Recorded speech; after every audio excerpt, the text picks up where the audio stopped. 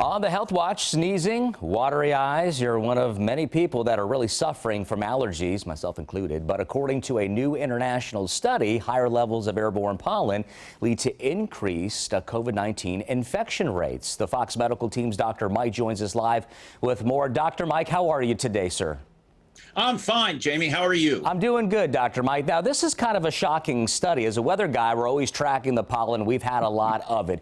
Really a link between airborne pollen and COVID-19 infection rates? Please do explain.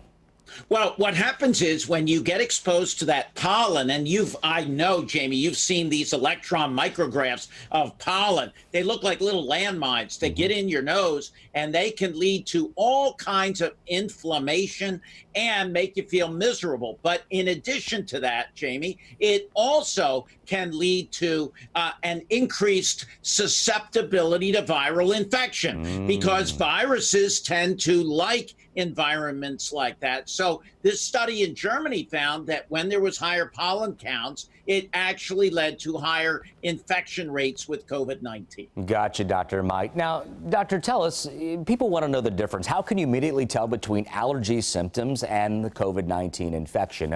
How do you decipher between the two, or can't you?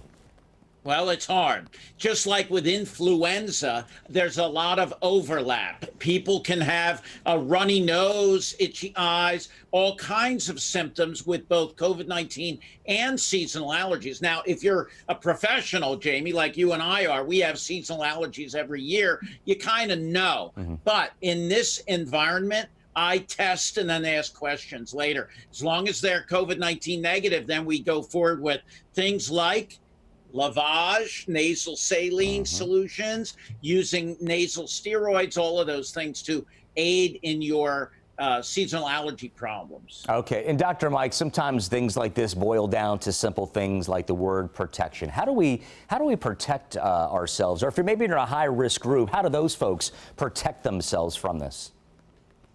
One of these, mask. Put that on. Now, see, not only does it protect me, it makes me look better. All right. So the bottom line is that if you protect yourself from the pollen, you also put the air conditioner on, keep the windows closed, all of those things, going to make you less at risk of getting exposed to pollen and having a problem. Well, Mike, you're a handsome man. It's a shame that you're going to put that mask on and ruin everything.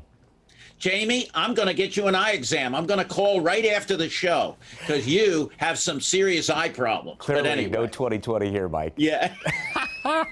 Oh, you're a gem, sir. Right. Thanks for joining us. I wish you well in the seasonal fight against pollen because it's awful here in Central Florida right now, Dr. Mike. Have a great day. We'll get through it. We got through a pandemic. We'll get through seasonal allergies. Very well, sir. Very well. Have a wonderful day, Mike. Thank you.